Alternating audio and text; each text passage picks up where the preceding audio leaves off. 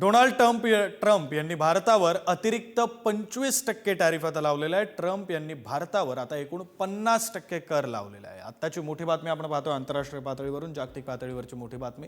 Donald Trump अमेरिकेचे राष्ट्राध्यक्ष यांनी भारतावर आता अतिरिक्त 25%चा टॅरिफ लावलेला आहे। एकूण आयात कर अमेरिकेने भारतावर लावलेला आता 50%वर पोहोचलेला आहे। यापूर्वी 25% टॅरिफ लावलेला होता, आता त्यांनी पुन्हा आणखी 25% टॅरिफ लावलेला आहे। त्यामुळे भारतातून अमेरिकेत जाणाऱ्या वस्तूंवर 50% आयात कर आता डोनाल्ड ट्रम्प यांच्याकडून लावण्यात आलेला आहे। जागतिक पातळीवरची ही मोठी घडामोड आपण पाहतो।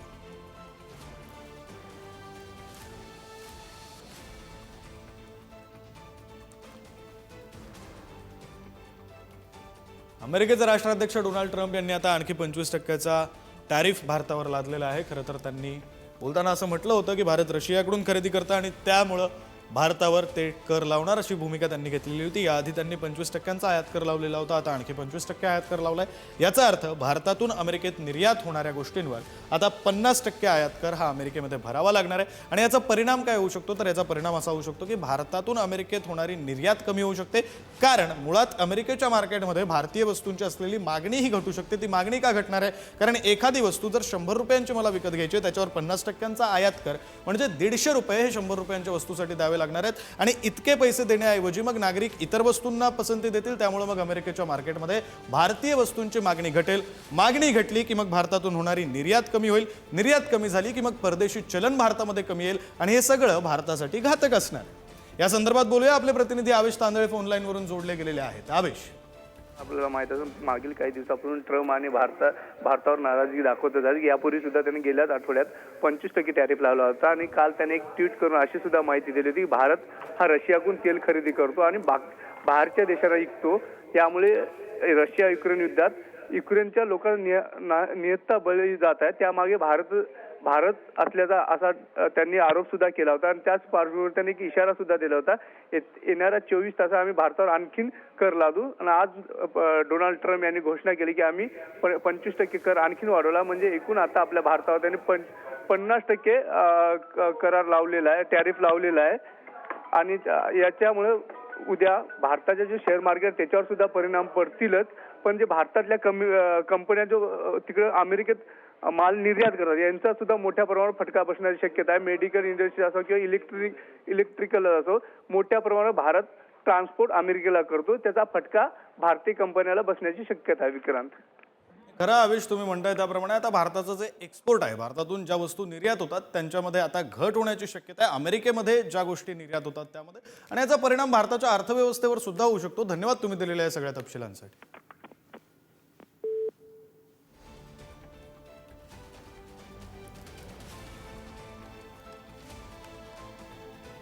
डोनाल्ड ट्रम्प यांनी भारतावर टॅरिफ बॉम्ब टाकलेला असं म्हणावं लागेल, कारण याआधी 25% टॅरिफ त्यांनी लावलेला होता, आता आणखी 25%, एकूण 50%चा टॅरिफ झालेला आहे।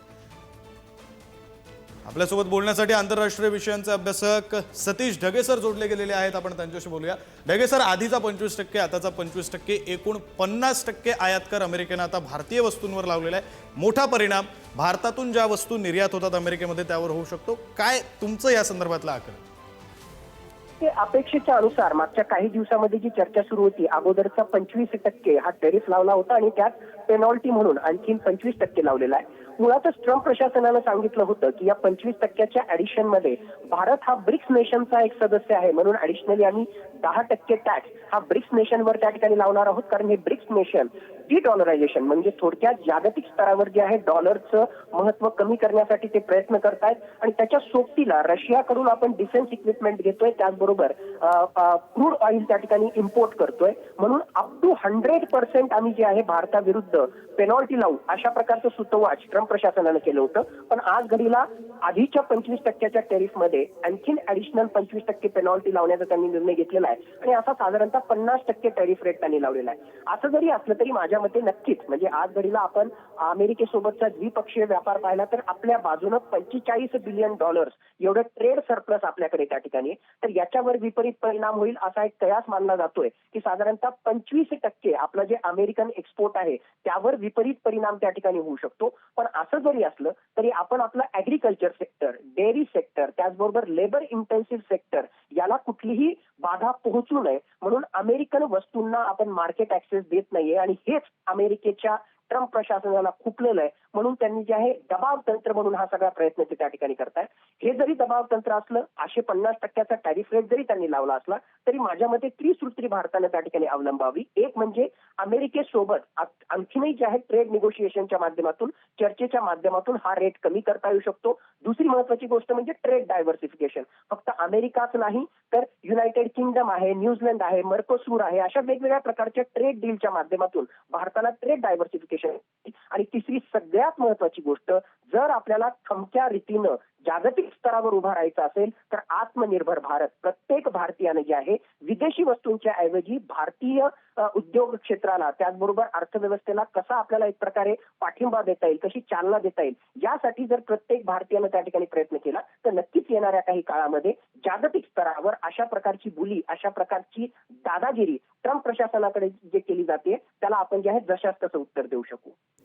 सर, आपण याविषयी बोलताना म्हणतोय की आता भारताकडून जे एक्सपोर्ट होत आहे, निर्यात ज्या गोष्टी होत आहेत त्या कमी होतील, मात्र मुख्यत्वे कोणत्या सेक्टरमधल्या गोष्टींचं निर्यात कमी होईल असं आपण म्हणू शकतो? तुम्ही म्हणताय ॲग्रिकल्चर आणि डेअरी, त्या सेक्टर्सचा तुम्ही उल्लेख केला की त्यावर भारतानं फोकस केलं पाहिजे, मात्र कोणत्या सेक्टरमधल्या गोष्टींची निर्यात आता कमी होईल असा अंदाज लावता येईल आपल्याला? मुळात आपण जे आहे अमेरिकेला जे मोठ्या प्रमाणावर निर्यात करतोय, आकड्यांच्या बाबतीत जर आपण त्या ठिकाणी पाहिलं तर जेम्स अँड ज्वेलरी, त्या सोबतीला जे आहे टेक्सटाईल अँड ॲपरेल सेक्टर म्हणजे वस्त्रोद्योग असेल, जेम्स अँड ज्वेलरीज असतील, काही इलेक्ट्रॉनिक प्रॉडक्ट्स असतील, हे मोठ्या प्रमाणावर जे आहे अमेरिकेमध्ये आपण त्या ठिकाणी निर्यात करतोय. आता थोडीशी पुढची 30 सेकंद मी त्या ठिकाणी घेतो. मुळात मुद्दा काय आहे, अमेरिकेनं आपल्यावर 25% म्हणजे 50% टॅरिफ लावला. हा फक्त प्रॉब्लेम त्या ठिकाणी नाही. प्रॉब्लेम हा आहे की एका बाजूला आपल्या विरुद्ध त्यांनी 50% टॅरिफ त्या ठिकाणी लावला, तर दुसऱ्या बाजूला आतापर्यंत आपले जे कॉम्पिटिटर होते, जे अमेरिकन मार्केटमध्ये वेगवेगळ्या वस्तू निर्यात करत होते, ते म्हणजे फॉर एक्झाम्पल टेक्सटाईल सेक्टर आपण जर घेतलं तर बांगलादेश सारखा देश, व्हिएतनाम सारखा देश, त्यांच्यावर मात्र जे आहे फक्त 20% टॅरिफ हा अमेरिकन प्रशासनानं लावलेला आहे. तर आपल्या विरुद्ध जो आहे 50% टॅरिफ लावलेला आहे. म्हणजे भारतातली 100 रुपयाची वस्तू ही अमेरिकेमध्ये 150 रुपयामध्ये जे आहे तिथल्या मार्केटमध्ये अवेलेबल आहे. तर मानलो तशाच प्रकारची वस्तू बांगलादेश आणि व्हिएतनामची कमी किमतीमध्ये जर उपलब्ध असेल तर अमेरिकन नागरिक भारताच्या वस्तू कमी त्या ठिकाणी घेतील आणि आपल्या कॉम्पिटिटरची जास्त घेतील. म्हणजे आपला रिलेटिव्ह ऍडव्हान्टेज त्या ठिकाणी जातोय आणि म्हणूनच आपल्या एक्सपोर्टवर याचा येणाऱ्या काळामध्ये जे आहे मोठ्या प्रमाणावर विपरीत परिणाम होऊ शकतो. पण सर, आपल्या एक्सपोर्टवर परिणाम होईल असं आपण म्हणतोय, अमेरिकेला हे सगळं करून नेमकं काय साध्य करायचं? आंतरराष्ट्रीय पातळीवर असं नेमकं काय अमेरिकेला हवंय की भारतावर त्याचा विपरीत परिणाम व्हावा अशी भूमिका अमेरिका घेते? काय वाटतं आपल्याला?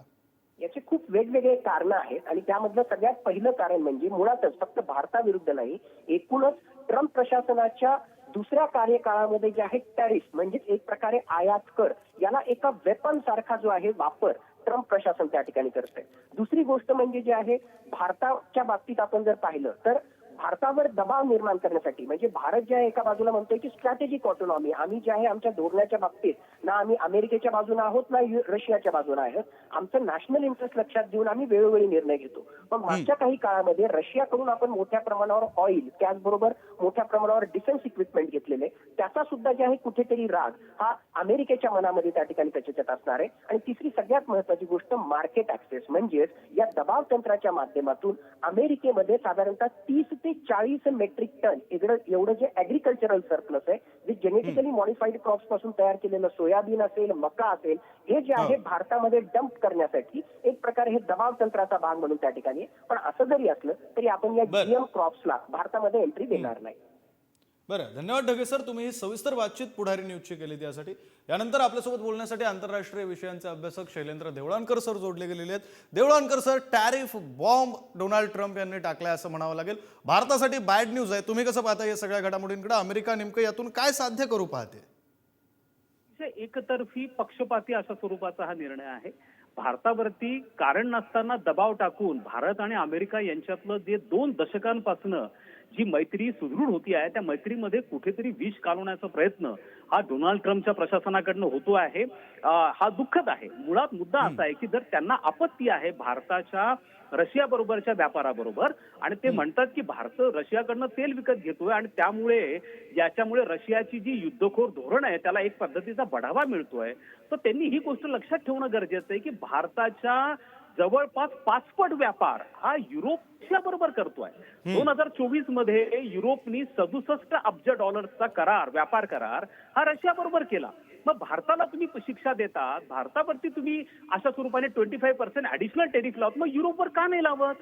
चीनचं उदाहरण घ्या. भारत जेवढं तेल रशियाकडनं आयात करतो त्याच्या दुप्पट तेल चीन हा रशियाकडनं आयात करतो. मग तुम्ही चीनच्या विरुद्ध अशा स्वरूपाचं पेनॉल्टी का नाही लावत? अशा प्रकारचं आयात शुल्क का नाही लावत? याचा अर्थ असा आहे की ते जाणीवपूर्वक भारताला टार्गेट करण्याचा प्रयत्न करतात. आणि त्याच्या मागचं कारण स्पष्ट आहे की डोनाल्ड ट्रम्प यांनी ज्या पद्धतीचं दबाव तंत्र वापरलं होतं गेल्या 90 दिवसांपासून, त्या दबाव तंत्राला इतर देश बळी पडले.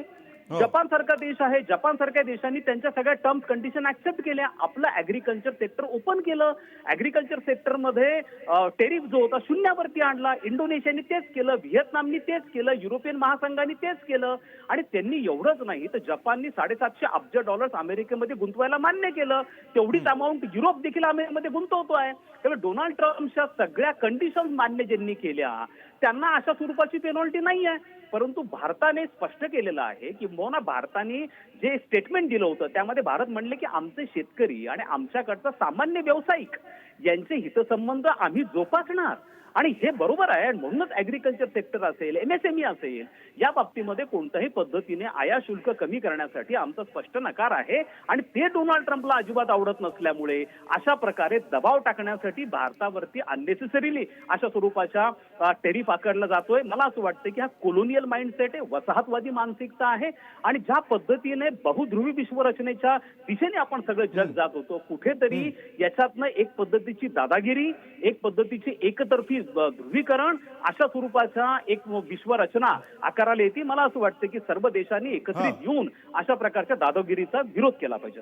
नाही, खरं देवळानकर सर, तुम्ही म्हणताय त्याप्रमाणे या गोष्टीला एक प्रकारे दादागिरीच म्हटलं पाहिजे. आणि या दादागिरीला, या टॅरिफ बॉम्बला आता भारत सरकार कशा प्रकारे उत्तर देतं ते सुद्धा पाहावं लागणार आहे. धन्यवाद तुम्ही दिलेल्या या सविस्तर माहितीसाठी आणि केलेल्या सविस्तर बातचीतीसाठी.